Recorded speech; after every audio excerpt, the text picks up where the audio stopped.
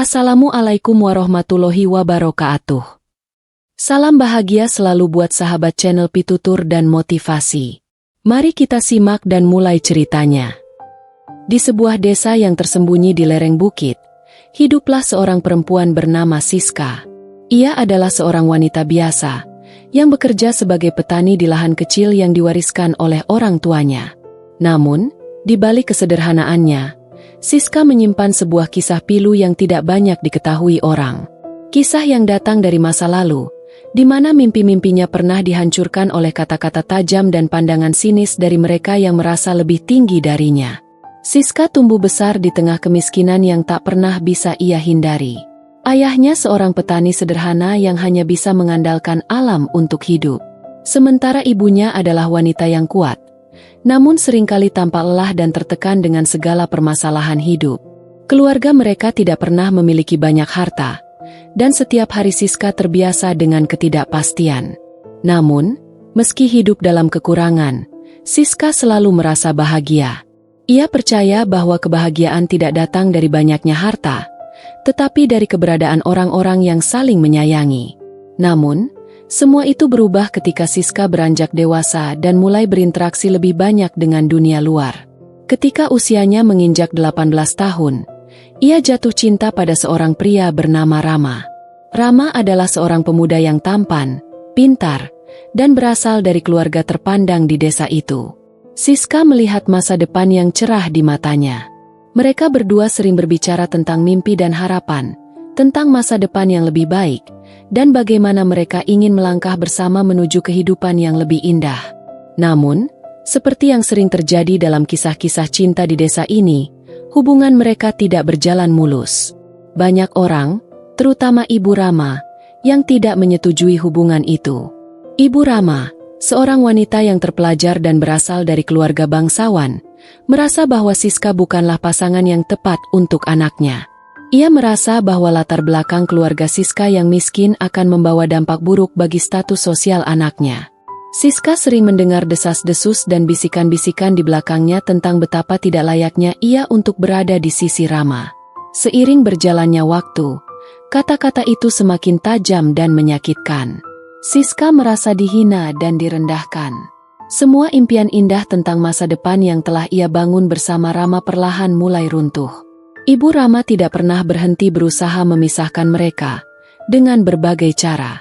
Ia berbicara dengan orang-orang di desa untuk menggambarkan betapa rendahnya keluarga Siska, berusaha meyakinkan Rama bahwa ia pantas mendapatkan lebih dari seorang wanita seperti Siska. Rama, meski masih mencintai Siska, akhirnya tergoda oleh tekanan keluarganya. Ia mulai menjauh, memberikan alasan-alasan yang tidak masuk akal untuk menjelaskan perubahannya. Hari-hari mereka yang penuh dengan kebahagiaan perlahan berubah menjadi kenangan yang semakin jauh. Siska merasa hancur, tapi ia tidak bisa berbuat banyak. Ia hanya bisa menyaksikan bagaimana cinta mereka hancur oleh pandangan dan penilaian orang lain. Pada suatu malam yang kelam, Rama datang untuk berbicara dengan Siska. Dengan tatapan yang tidak lagi penuh cinta, ia mengungkapkan keputusannya. "Aku harus mendengarkan ibu," kata Rama. Suaranya terputus-putus, seolah ia juga merasa berat. "Kamu terlalu baik untukku, Siska. Kita berbeda. Kita tidak bisa bersama." Siska menatap mata Rama yang tidak lagi bersinar seperti dulu. Air matanya mulai menetes tanpa bisa ia bendung. "Jadi ini semua karena apa yang mereka katakan? Apa karena aku berasal dari keluarga yang sederhana?" tanya Siska, suaranya bergetar. Rama mengangguk pelan, tak sanggup berkata lebih banyak. Siska merasa seolah dunia di sekitarnya runtuh. Di saat yang paling ia butuhkan, Rama justru pergi, menyerah pada tekanan luar. Namun, bukan hanya hati Siska yang terluka malam itu. Ia merasa direndahkan, seolah seluruh hidupnya tidak berarti di mata dunia. Di balik senyuman yang tersisa, ada luka yang sangat dalam. Luka yang akan ia bawa selama hidupnya. Dengan berjalannya waktu, Siska mencoba menerima kenyataan pahit itu. Meski dihantui oleh kenangan indah yang pernah ada, ia mencoba untuk bangkit dan melanjutkan hidup. Setiap hari, ia bekerja lebih keras di ladang, berusaha melupakan masa lalu yang terus mengikutinya. Tapi meskipun tampaknya ia telah berusaha untuk melupakan, bayang-bayang masa lalu selalu hadir, seperti jejak yang tak bisa dihapuskan. Siska kini belajar untuk berdiri sendiri. Namun, di setiap sudut desa itu, ia selalu menjadi bahan perbincangan. Orang-orang masih memperbincangkan hubungan lamanya dengan Rama, dan tak jarang mereka merendahkannya dengan mengatakan bahwa Siska memang tidak layak untuk pria seperti Rama. Kata-kata itu menyakitkan, namun Siska mencoba untuk menutup telinga dan mengabaikan semua hinaan itu. Tapi bagaimana mungkin ia tidak merasa terpuruk? Semua usaha yang telah ia lakukan, semua kerja keras yang ia tempuh, rasanya sia-sia ketika melihat orang lain memandangnya dengan sebelah mata. Seolah-olah hidupnya adalah bukti bahwa mereka yang berasal dari keluarga miskin tak pernah bisa mencapai apa-apa. Namun, dalam hati Siska, ada satu keyakinan yang tak bisa dihapuskan. Meskipun direndahkan, meskipun dipandang rendah, ia tahu satu hal yang pasti, ia tak akan pernah tumbang. Ia akan terus berjuang, karena ia tahu, suatu saat, dirinya akan membuktikan bahwa tak ada yang bisa meruntuhkan semangat juangnya. Siska percaya, meskipun dunia mungkin akan mencoba untuk menekannya, ia akan tetap berdiri kokoh. Direndahkan tak akan pernah tumbang. Tahun-tahun berlalu, dan meskipun Siska mencoba untuk melupakan luka yang tertinggal, kenyataan selalu kembali menyapanya. Setiap kali ia melihat keluarga Rama berjalan bersama, atau mendengar kabar bahwa Rama telah menikah dengan seorang wanita dari kalangan yang lebih sepadan, hati Siska kembali perih. Namun, ia sudah cukup dewasa untuk mengetahui bahwa dunia tidak akan berhenti berputar hanya karena dirinya terluka. Siska semakin tenggelam dalam pekerjaannya. Ladang kecil itu menjadi dunia tempat ia menghabiskan hampir seluruh waktunya. Ia tidak banyak bergaul dengan orang lain, lebih memilih untuk bekerja keras dan menjaga dirinya sendiri. Setiap malam, ia akan menatap langit yang gelap, berusaha mencari kedamaian di tengah kerumitan pikirannya. Aku akan bertahan, begitu katanya pada diri sendiri. Aku akan melawan dunia ini, bahkan jika dunia itu menentangku. Namun, seiring waktu, kebisuan yang ditutup-tutupi dengan kerja keras mulai terasa menghimpit. Siska merasa seperti ada yang hilang dalam hidupnya. Cinta dan kasih sayang, yang dulu ia rasakan begitu melimpah, kini terasa jauh. Keseharian yang monoton, seakan dunia hanya terdiri dari tanah, air, dan udara yang tak berubah. Tak ada kehangatan, tak ada kebahagiaan. Meski begitu, ia tetap tidak ingin menyerah. Pada suatu pagi yang sepi, ketika embun masih menempel pada daun-daun jagung, Siska mendengar suara yang tak asing lagi. Siska. Suara itu datang dari belakang, pelan namun jelas. Tanpa berpikir panjang, Siska menoleh. Di depannya berdiri seorang pria. Wajahnya agak tua dan penuh dengan kerutan. Itu adalah Pak Budi, tetangga lama yang selalu mengurus kebun di samping ladangnya. Ada apa, Pak? Tanya Siska, berusaha menahan kebingungannya. Tidak biasanya Pak Budi datang pagi-pagi seperti ini. Pak Budi menghela napas panjang. Siska, kau tahu aku sudah lama mengamati hidupmu. Kau seorang perempuan yang kuat, tetapi ada satu hal yang tak boleh kau abaikan. Kau harus membiarkan dirimu merasakan kebahagiaan. Aku tahu, dunia mungkin tidak selalu adil kepadamu, dan kata-kata orang bisa sangat menyakitkan. Tapi, jangan biarkan kata-kata itu mengubur semangatmu. Siska hanya diam mendengarkan. Ia tidak tahu harus berkata apa. Selama ini, ia selalu merasa bahwa dunia menuntutnya untuk selalu kuat, untuk selalu tegar, tanpa memberi ruang bagi kesedihan dan kerentanannya. Namun, kata-kata Pak Budi membuka cakrawala baru dalam pikirannya. Bagaimana caranya, Pak? Jika orang-orang tak pernah berhenti merendahkan dan menghakimi. Pak Budi tersenyum lembut, lalu berkata, kita tidak bisa mengubah pandangan orang lain, Siska. Tapi kita bisa mengubah cara kita melihat diri kita sendiri. Jangan biarkan mereka yang menilai mengubah siapa kita. Hanya kita yang tahu siapa diri kita yang sebenarnya. Pada hari itu, untuk pertama kalinya setelah sekian lama, Siska merasa seperti ada harapan baru. Mungkin selama ini ia hanya terjebak dalam dunia yang sempit, dalam pandangan orang-orang yang selalu menghakimi. Tapi jika ia bisa belajar untuk melihat dirinya sendiri dengan cara yang berbeda, mungkin ia akan menemukan kekuatan yang lebih besar untuk bangkit. Beberapa minggu setelah perbincangannya dengan Pak Budi, Siska mulai merasakan perubahan. Ia mulai membuka diri kepada orang-orang di sekitarnya. Ia mulai bergaul dengan sesama petani dan membantu mereka ketika mereka membutuhkan. Meski perasaan sakit dan luka masih ada, ia mencoba untuk tidak membiarkannya menguasai dirinya. Ia tahu bahwa kebahagiaan sejati tidak datang dari persetujuan orang lain, tetapi dari bagaimana ia menerima dirinya sendiri. Namun, hidup tidak pernah mudah, dan meskipun Siska berusaha bangkit, masa lalunya selalu menghantuinya. Ketika ia sedang bekerja di ladang suatu hari, tiba-tiba seorang perempuan datang menghampirinya. Perempuan itu mengenakan gaun yang indah, dengan senyum yang penuh kesombongan. Ia adalah Sari, istri dari Rama.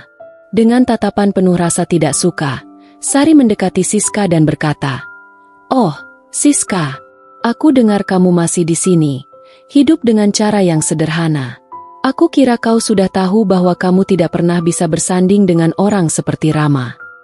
Siska menahan napas, mencoba untuk tetap tenang meskipun hatinya terasa hancur mendengar kata-kata itu. Namun, ia segera mengingat kembali perkataan Pak Budi. Ia menarik napas dalam-dalam, menatap Sari dengan tatapan yang tidak tergoyahkan, dan berkata, "Apa yang kamu katakan tidak penting. Aku hidup untuk diriku sendiri, bukan untuk menunggu persetujuan orang lain." Sari terdiam sejenak, seolah tidak menyangka akan mendapat jawaban seperti itu. "Kau memang keras kepala," ujar Sari dengan sinis, lalu berbalik pergi. Siska berdiri di tempatnya, merasa sedikit lega. Kata-kata itu memang menyakitkan, tetapi untuk pertama kalinya, ia merasa tidak terhancurkan oleh mereka. Ia tahu bahwa setiap hinaan yang dilemparkan kepadanya adalah batu ujian yang hanya akan membuatnya semakin kuat.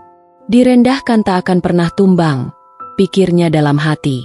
Keputusan untuk membangun kembali hidupnya dengan cara yang lebih sehat bukanlah hal yang mudah. Setiap hari Siska harus berjuang melawan bayang-bayang masa lalu yang terus menghantuinya. Namun, sedikit demi sedikit ia mulai merasa lebih bebas, lebih kuat, dan lebih menerima kenyataan bahwa meskipun hidupnya tidak sempurna, itu adalah hidup yang layak dijalani. Ia tahu, apapun yang terjadi, ia tidak akan pernah tumbang. Karena setiap kali ia terjatuh, ia akan selalu menemukan cara untuk bangkit kembali. Waktu terus berjalan, dan hidup Siska semakin mendewasa. Ladang kecilnya yang dulu menjadi tempat untuk melupakan luka, kini menjadi simbol dari perjuangannya. Ia belajar untuk menerima kenyataan bahwa dunia ini mungkin tidak adil, tetapi itu bukan alasan untuk menyerah. Setiap pagi, ia terbangun dengan tekad yang lebih kuat, melangkah dengan langkah pasti, dan memulai harinya dengan semangat yang tak tergoyahkan. Namun, meski ia berusaha untuk tidak lagi memikirkan masa lalunya, bayang-bayang itu kadang datang menyapa, seperti angin yang tak tampak namun selalu terasa. Suatu hari, ketika matahari sudah hampir terbenam dan langit berwarna jingga, Siska sedang duduk di beranda rumahnya, memandang ladangnya yang sudah mulai menguning. Saat itulah seseorang mengetuk pintu rumahnya. Dengan langkah hati-hati, Siska membuka pintu dan mendapati seorang pria berdiri di depannya. Pria itu tampak asing, namun matanya memancarkan kehangatan yang tidak bisa ia abaikan. "Permisi, Mbak Siska," pria itu memulai, suaranya lembut namun penuh ketegasan. "Nama saya Arif. Saya baru pindah ke desa ini beberapa bulan lalu.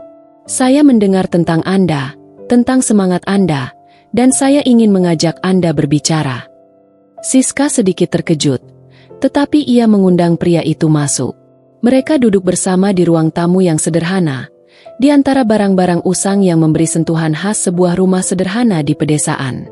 Arif tidak langsung berbicara, melainkan memperhatikan Siska dengan tatapan penuh perhatian, seakan ingin memahami siapa dirinya lebih dalam. "Maafkan saya jika kedatangan saya agak mendadak," kata Arif akhirnya, setelah beberapa saat terdiam. "Tapi saya ingin mengatakan satu hal yang mungkin belum pernah Anda dengar sebelumnya."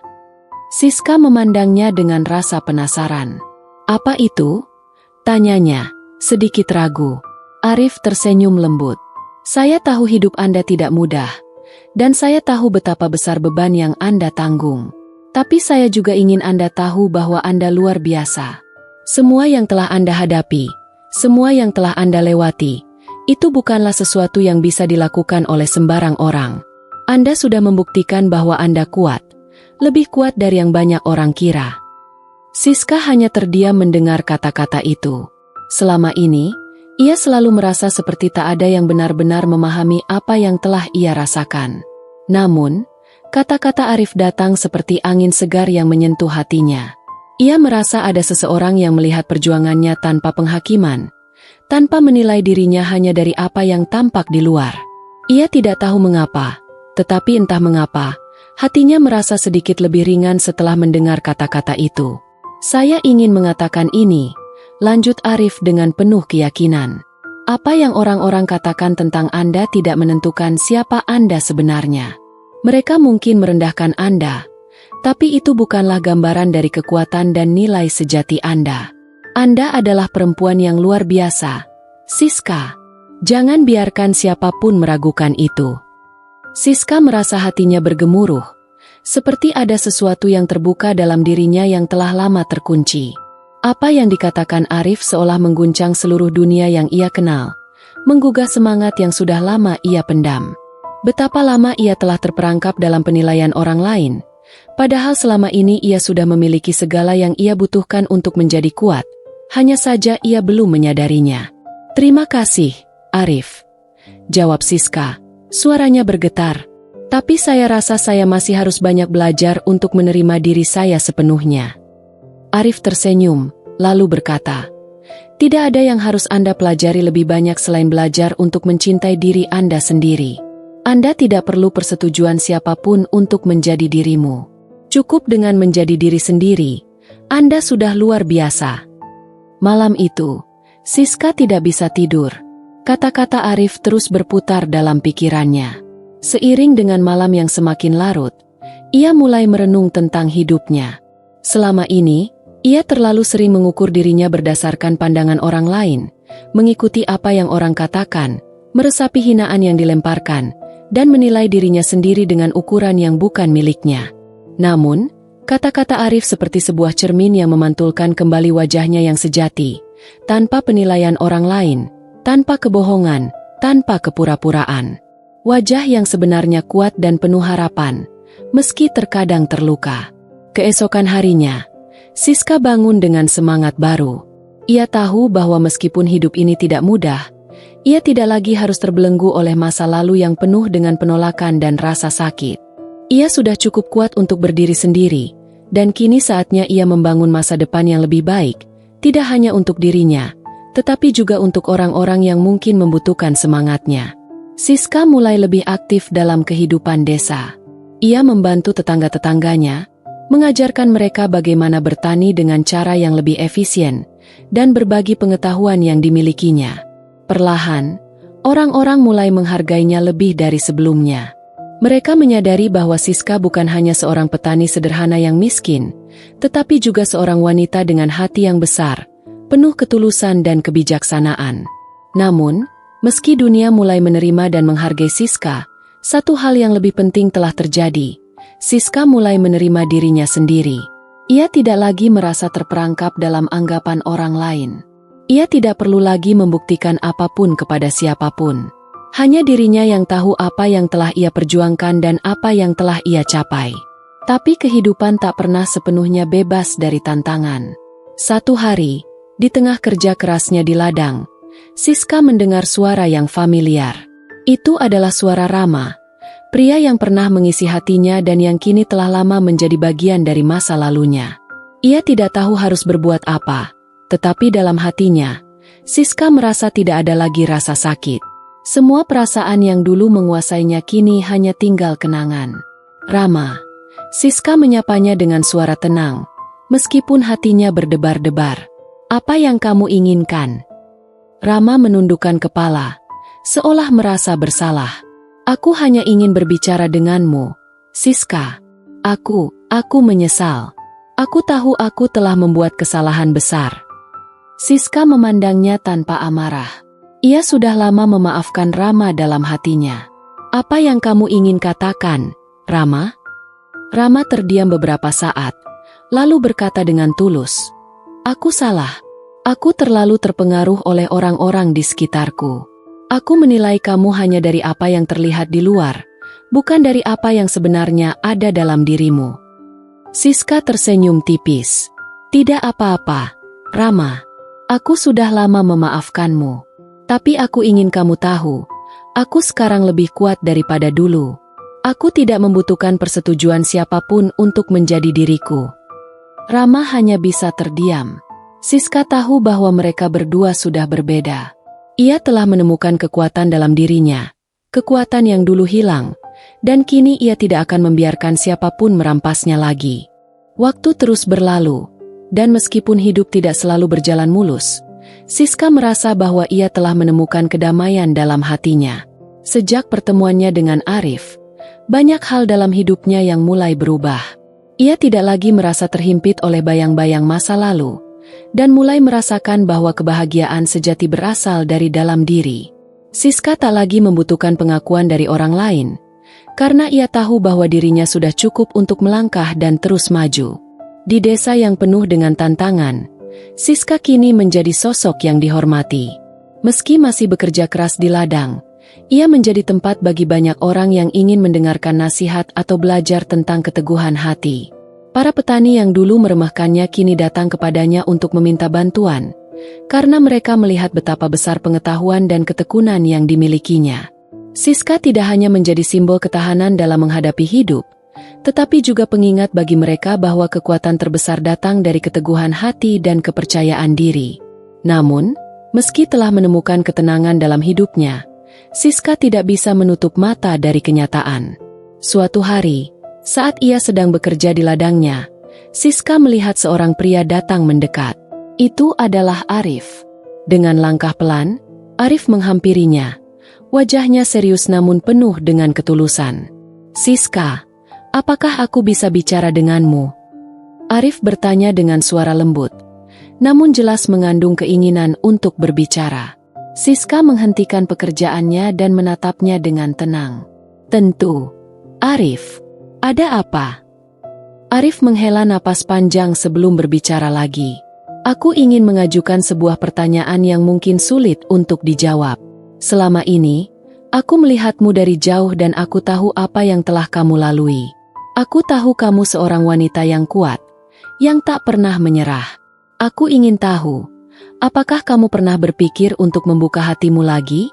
Bukan untuk menutup masa lalumu, tapi untuk memulai sebuah perjalanan baru, dengan seseorang yang akan mendukungmu, apapun yang terjadi." Siska terdiam. Pertanyaan itu menggugah perasaan yang sudah lama ia simpan. Selama bertahun-tahun, ia telah berusaha mengubur perasaan cintanya yang dulu kepada Rama, dan kini Arif datang dengan menawarkan sesuatu yang baru.